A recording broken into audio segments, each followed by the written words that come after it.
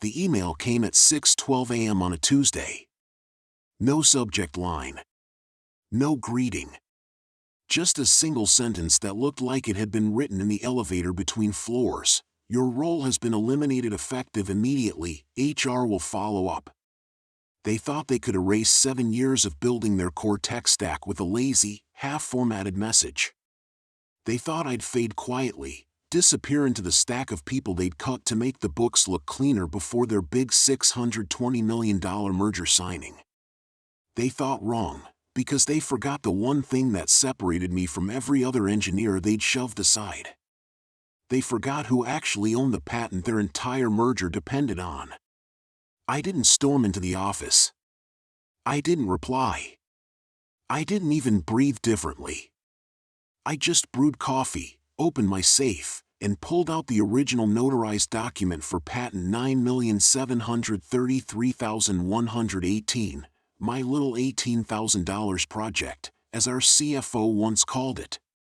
The one I filed on my own dime, on my own time, and licensed temporarily to the company for internal use only. The same patent the merger prospectus listed as part of their proprietary technology suite, the same patent the acquiring firm believed came with the deal. It was cute, really. They spent months shoving me out quietly so they could parade the tech as their crown jewel. But the thing about crown jewels is, they belong to someone. And in this case, they belonged to the guy they fired with an email. By noon, legal had reached out with a clarification request. By 2 p.m., their chief strategy officer tried calling me directly. By 4 p.m., the acquiring firm's lawyers were reviewing the licensing terms, and by 5:30, someone finally realized what my termination actually meant. The non-transferability clause kicked in immediately. No license. No usage rights. No ability to demonstrate the tech as part of the merger. One line of text I wrote 4 years ago, non-assignable without written consent of patent holder, became the knife at their throat. That night, I didn't gloat. I didn't rant. I didn't post anything online. I simply waited while the people who underestimated me for years finally read the contract they'd ignored. The first real panic call came the next morning. Would you be open to re-signing a licensing agreement? They asked, voices shaking. We can offer a generous no, I replied. Calm. Even. Your rights expired the moment you terminated me. There was silence, then a soft, terrified whisper. This merger cannot go through without that patent. I know, I said. Good luck. By the third day, the acquiring firm pulled out. Their statement was corporate poetry. We cannot proceed due to unresolved intellectual property concerns. Internal sources later told me the tech deficit wiped nearly $220 million off their valuation instantly. Investors revolted. 2 executives resigned. HR went into hiding.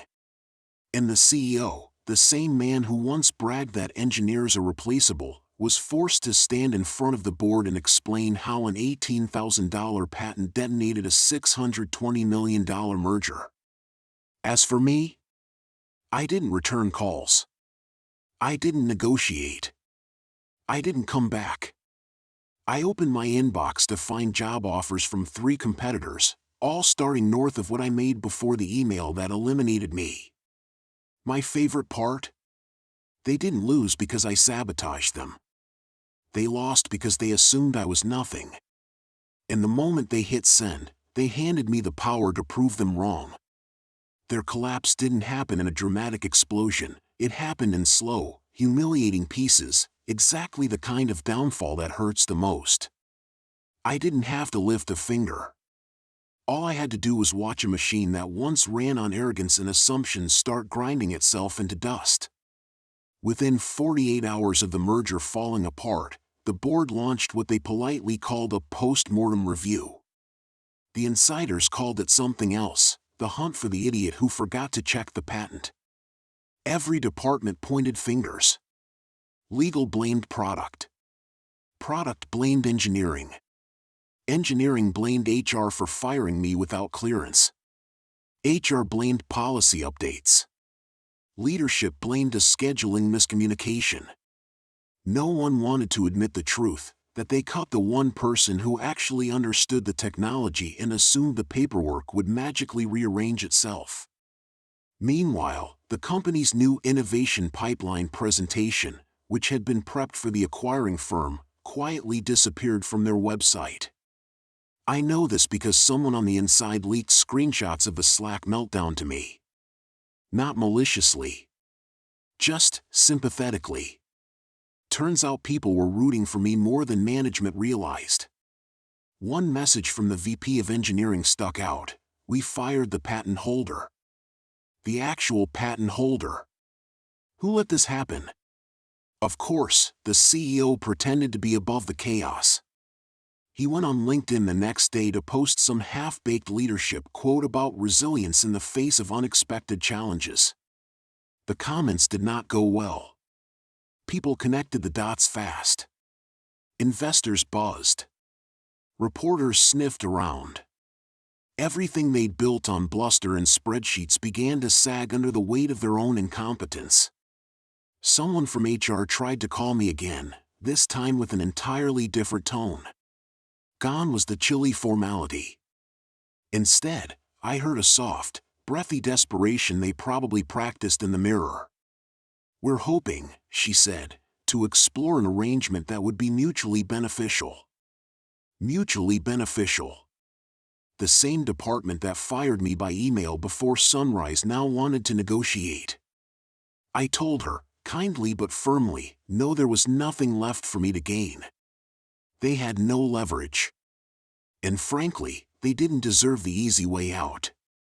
Not after the years of being dismissed, overlooked, and told my work was helpful but not strategic. Not after my contributions had been used to prop up bonuses and corporate vanity projects. The beautiful thing about contracts, real contracts, written by people who respect the work, is that they don't care about titles. They don't care about hierarchy. They don't care who sits in the executive wing. A contract only cares about the truth. And the truth was simple: they fired me, and the tech was never theirs. By the end of the week, word reached me that the board had quietly voted to remove the CEO at the next quarterly meeting. Leadership misjudgment, the minutes said. Shortest euphemism in corporate history. I didn't celebrate. Honestly, I didn't need to. Revenge doesn't always look like fireworks. Sometimes it's just watching people finally face the consequences of their own arrogance. What I did do was sign a contract with a competitor, one that actually valued the patent, the work behind it, and the person who built it. They didn't hire me to replace what I'd built. They hired me to create the next thing. The freedom, the respect, the resources, they felt like oxygen after years of trying to breathe through a straw. And as for the company that tried to discard me with an email, I hear they're still trying to rebuild the system they once bragged about owning. They keep reaching out. They keep asking for reconsideration, renegotiation, or at least a conversation.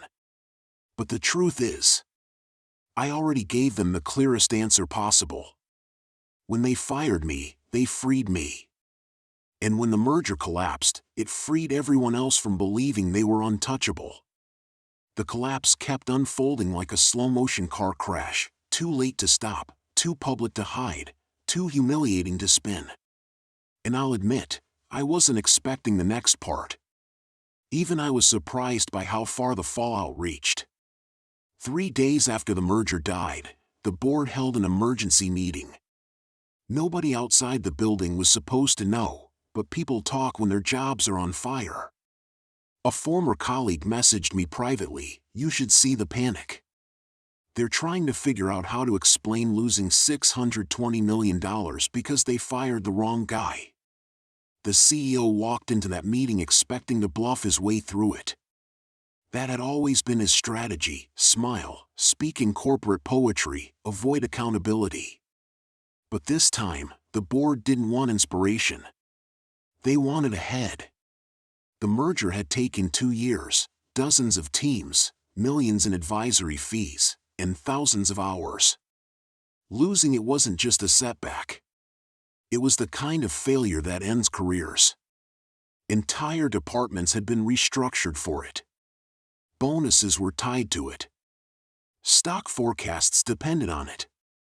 And now? It was gone because they didn't check who owned an $18,000 patent. I heard from an insider that the CEO tried to shift blame again, tried to say the engineers should have handled the patent transfer long ago. Someone on the board snapped back, "We can't transfer what he never sold us." Silence. The kind of silence that ends eras. By the time the meeting ended, the CEO had been relieved of duties. HR prepped a resignation announcement phrased like every other corporate obituary: "Grateful for his service, time for new leadership, wish him well in future endeavors." Behind the scenes, his office was cleared out by noon. Meanwhile, I received another email from legal, this one much longer, heavily padded with "We appreciate your contributions and we'd like to find a collaborative resolution." They wanted to negotiate usage rights. They wanted a license. They wanted my patent back.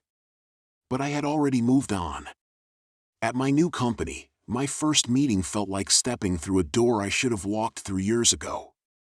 They didn't talk over me. They didn't patronize me.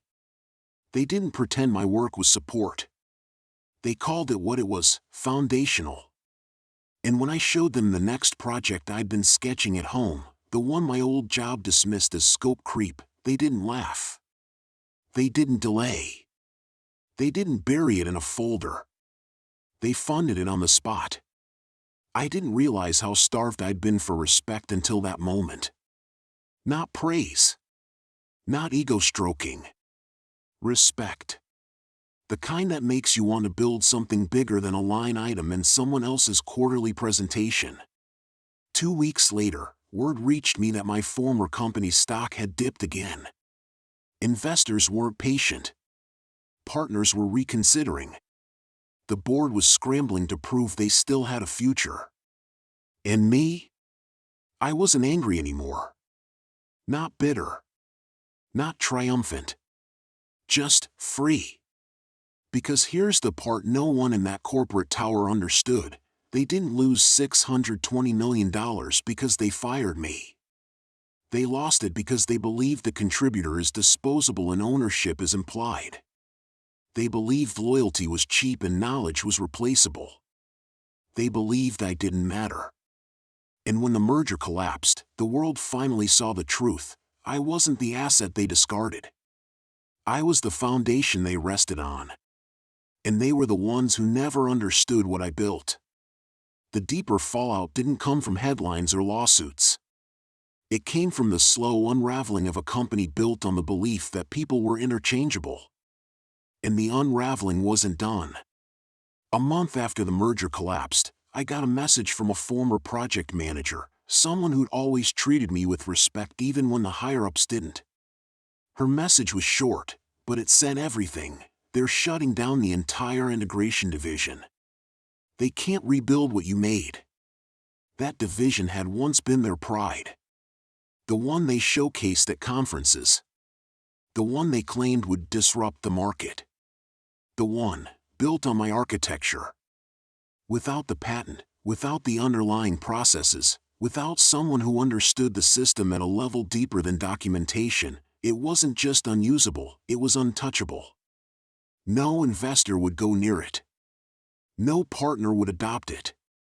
It didn't matter how many consultants they hired afterward. It didn't matter how much money they threw at replacements. Complex systems aren't Lego sets.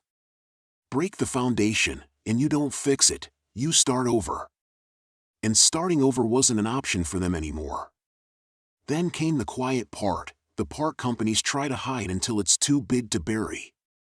A small trade journal published a piece about resource mismanagement leading to failed acquisition attempts. No names. No specifics. Just enough detail that anyone in the industry could read between the lines. From that point on, every candidate, partner, investor, and vendor knew exactly what had happened. They fired the architect before securing the architecture. It was corporate suicide disguised as cost-cutting. While they were fighting fires, I was settling into my new role. My team wasn't big yet, half the size of the one I used to lead, but they were sharp, curious, collaborative. They asked the kind of questions that signaled ambition, not insecurity. One morning, my new CEO stopped by my desk. No entourage. No artificial authority. Just someone who genuinely wanted to talk. "I read the patent again," he said. "And the supplemental documentation you wrote." I raised an eyebrow. "Those aren't exactly light reading." He laughed. "No. But there's something in them the industry missed. You weren't just building an integration engine. You were designing a future platform." He wasn't wrong. But he was the first executive who ever recognized it. "Whatever you were trying to build before," he continued, "I want us to build it here. Properly. With support." I didn't give him a dramatic answer. Just nodded once. But inside, it felt like oxygen returning to lungs that had forgotten how to expand. Meanwhile, the storms kept battering my old company. Whispers reached me that the new interim CEO was a cost-cutting specialist brought in to stabilize the ship. But she found more than instability, she found rot. Overlapping budgets. Phantom projects. Bonuses approved for initiatives that never existed. Funny how incompetence always travels in packs. And the people who once snickered behind my back, the ones who called me rigid, or too detail-oriented, or old school, were suddenly on thin ice. They'd build PowerPoints. I built infrastructure. When the dust finally settled, the board released a statement about strategic realignment. Half the executives disappeared from the org chart. 3 directors were reassigned. Recognition systems were overhauled.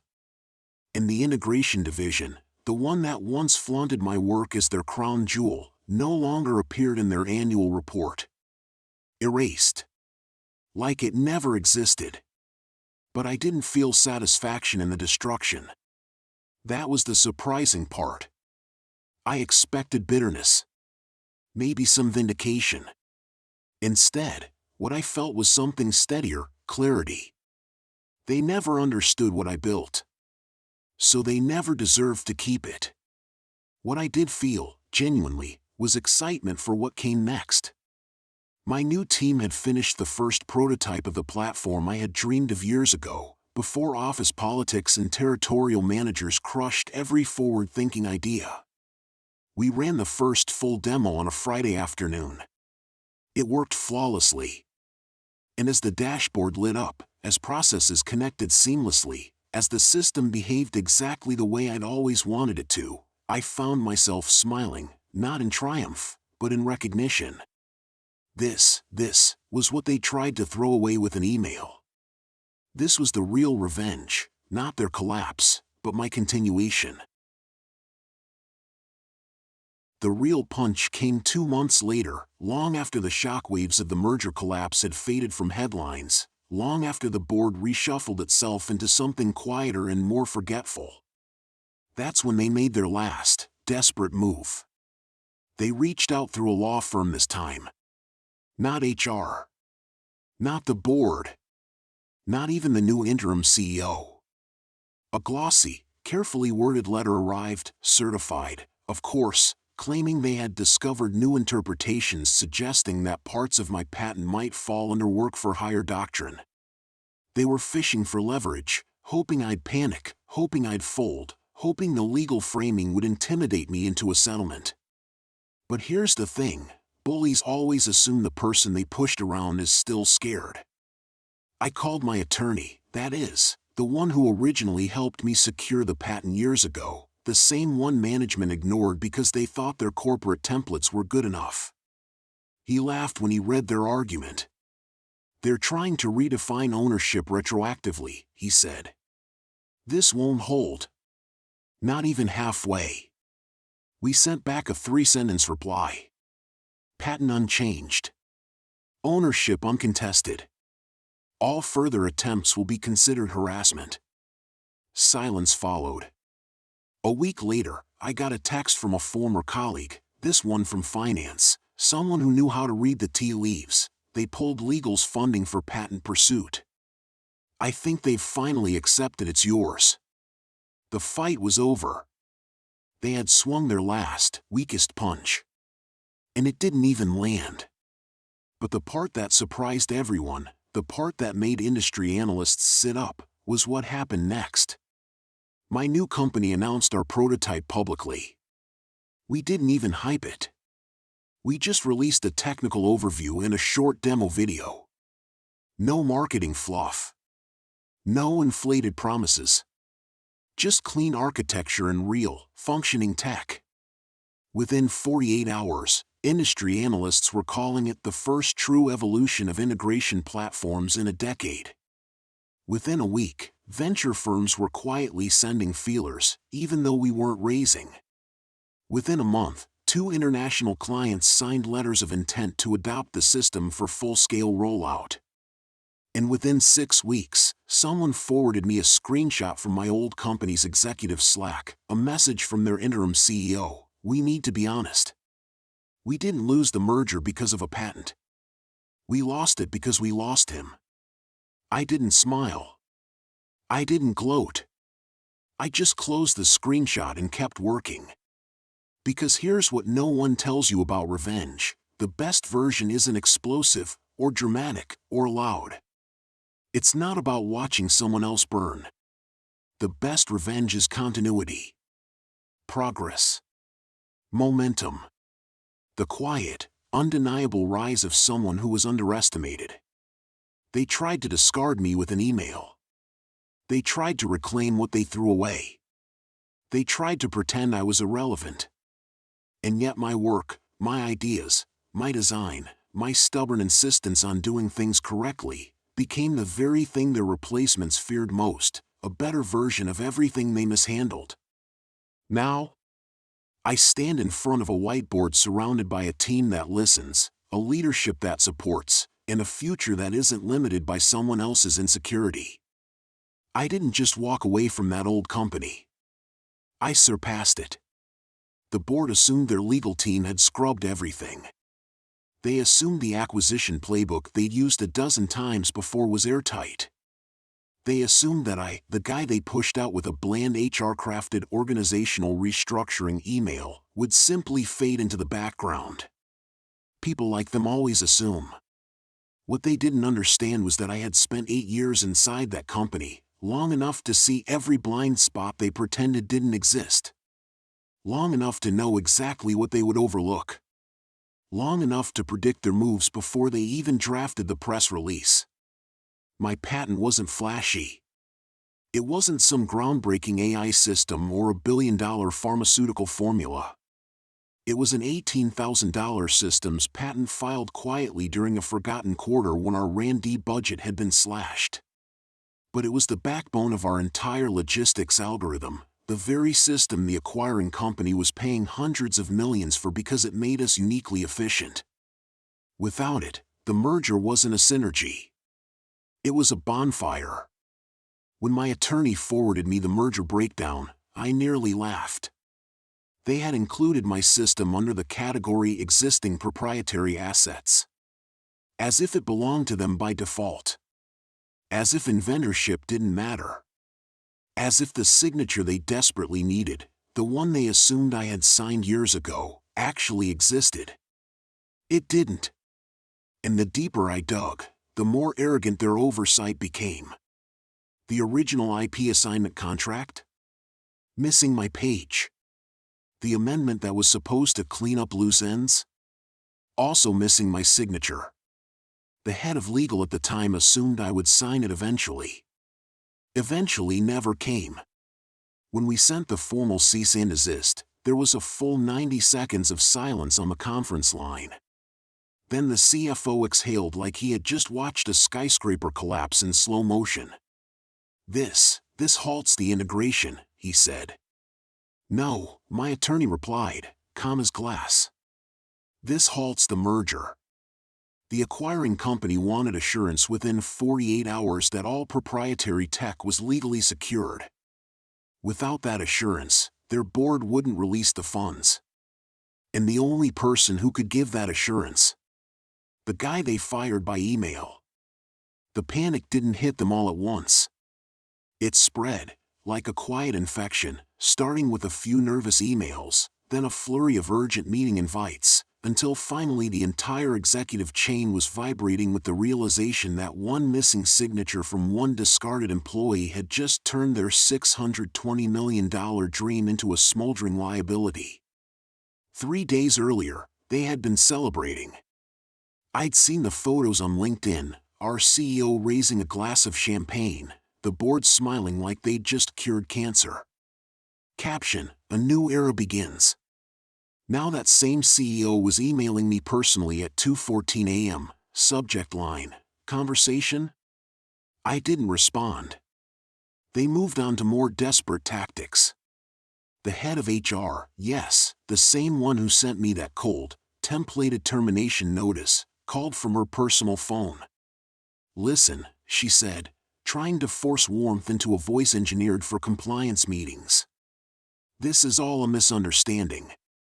The company values your contributions. Truly. We'd love to collaborate on a path forward. I almost admired the performance. Almost. Then you shouldn't have fired the inventor of your core proprietary system, I said. By email. Silence. Thick, humiliating silence. By the time their lawyers reached out, the acquiring company's patience was already cracking.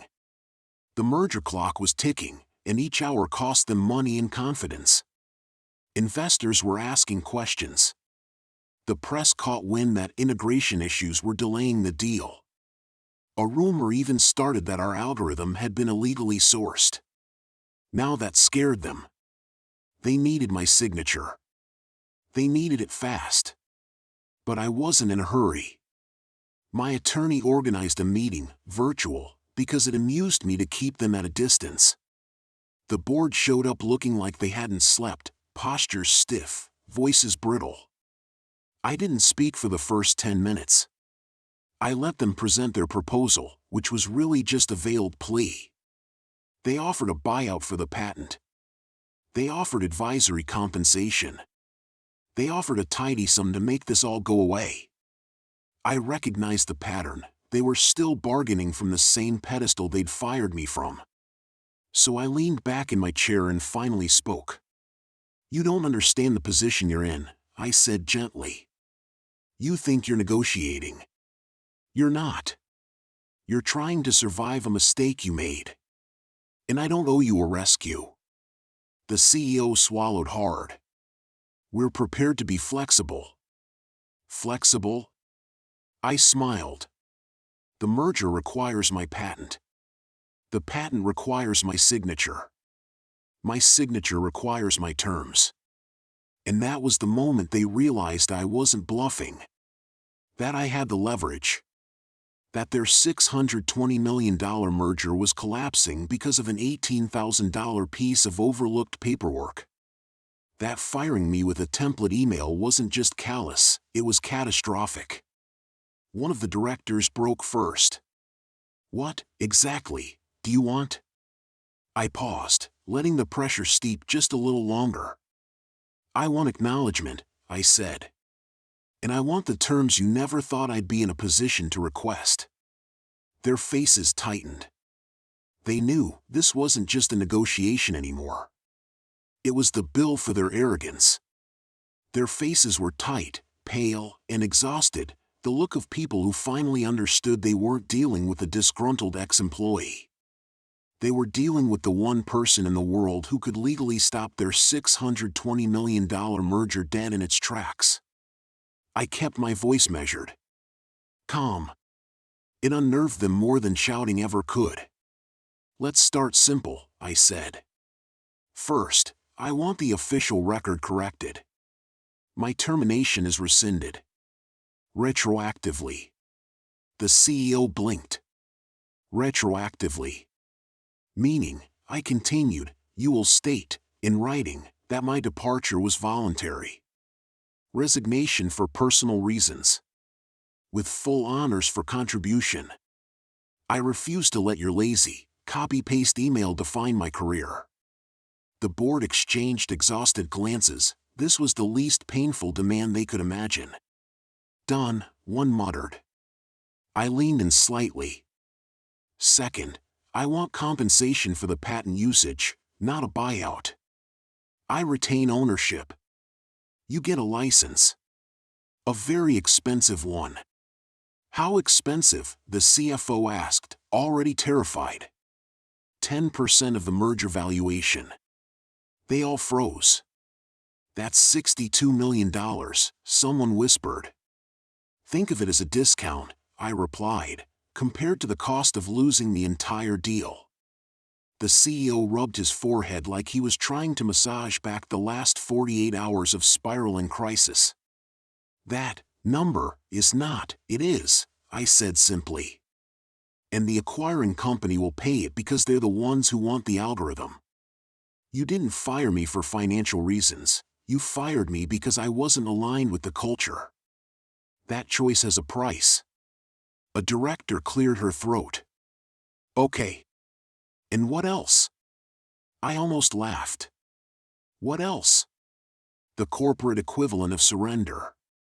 Third, I said, your HR department sends me a formal apology. Signed. Unambiguous. No lawyer-crafted half-truths. I want them to admit their process was disrespectful and negligent.